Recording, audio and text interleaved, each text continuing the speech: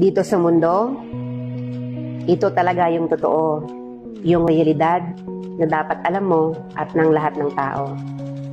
Naparito kang hubad, aalis kang nakahubad. Dumating kang nangihina, lilisan kang mahina. Iniluwal kang walang salapi at mga bagay, maglalaho kang walang salapi at mga bagay. Ang una mong paligo, may naghugas sa iyo. Ang huli mong paligo, may maghuhugas sa iyo. Ito ang buhay, kaya bakit labis ang mali siya, ang inggit, ang pagkamuhi, ang galit at pagkamakasarili. Maging mabait sa lahat at gumawa ng kabutihan. May hangganan ng oras natin sa mundo. Huwag sayangin sa walang kabuluhang bagay.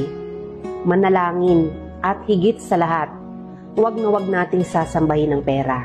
Dahil kahit anong dami ng pera mo o ng ari-arian mo, kapag binawi ng Diyos ang buhay mo, iiwan mo rin yan at hindi mo madadala sa iyong pupuntahan.